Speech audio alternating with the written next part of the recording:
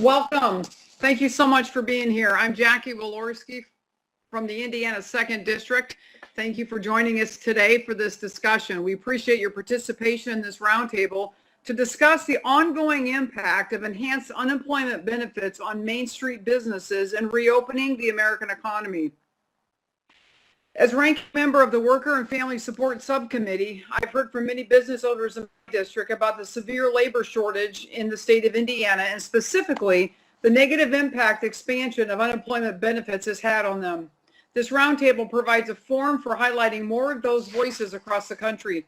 I also want to thank my colleagues for joining today and helping to plan this meeting. I look forward to hearing from the employers and the guests you've invited for your districts. For us to rebuild our economy, we need to make sure temporary job losses do not turn into permanent ones. As vaccines roll out and states roll back restrictions on businesses, now is the time to reconnect workers with jobs. Last spring, increased unemployment benefits played an important role in helping those who lost a job at that time, and made sense as a way to reduce the economic impact of stay-at-home orders while businesses were closed. More than a year later, we're facing a much different situation. The U.S. economy is on the brink of a strong recovery. Our unemployment rate has gone from a spike of 14.7% last April to 6.2% last month, and lower in some states. In January, 18 states had unemployment rates lower than 5%. Yet the partisan American Rescue Plan extended supplemental employment benefits $300 per week until September 6th. Just like the $600 added weekly benefit we dealt with last year, a $300 a week bonus is crudely designed and poorly suited for the challenge that we face today. The American Action Forum says that nearly 40% of workers can make more on unemployment at this level than they would earn by returning to work. Supplemental unemployment benefits that end up replacing more than 100% of a worker's prior earnings create situations where it becomes a rational financial decision for someone to choose to stay at home unemployment rather than go back to their job.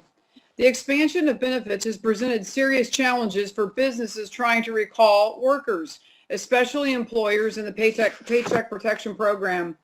Forgiveness of the PPP loans depends on employers using those funds for payroll costs. Yet some employers have found their workers want to stay on unemployment because they're better off. No one should have to choose between earning a steady paycheck and even making more money by not working at all. We also don't think Main Street businesses should have to compete with the federal unemployment benefits for workers. That's this week, Ways and Means Committee Republicans led by Ranking Member Brady are reintroducing the Reopening America by Supporting Workers and Businesses Act. This bill will help local businesses rebuild their workforce quickly by turning these enhanced unemployment benefits into a back-to-work bonus that'll provide a bump to the workers and help accelerate our economic recovery. It also includes new resources for reemployment services for laid-off workers and reinstates the federal requirement that those receiving unemployment be engaged and actively searching for a job. Our goal is to offset the negative impact of a $300 a week supplement and use those funds in a productive way that does not discourage work and delay their economic recovery. With that, I'd like to introduce my three guests. Following their remarks, I will turn to each of my colleagues to introduce your guest as well. In order to make sure everyone has a chance to participate, I'm asking that remarks be limited to 5 minutes. I would like to welcome Alex Adams, Holly Wade, and Mark Owens. Thank you for your participation. Alex Adams is the administrator of the Division of Financial Management for Governor Brad Little's office in Idaho. Last summer, Mr. Adams oversaw the implementation of Idaho's Return to Work program, which provided a one-time bonus to individuals receiving unemployment benefits who went back to work. I look forward to hearing more about the program and how it helped employers. Holly Wade is the executive director of the NFIB Research Center, where she has 17 years of experience conducting original research on the small business sector, focusing on small business economic conditions, business operations, and public policy issues impacting small firms. And finally, Mark Owens is from my district in Argus, Indiana, owns a USA installation franchise that serves North Central Indiana.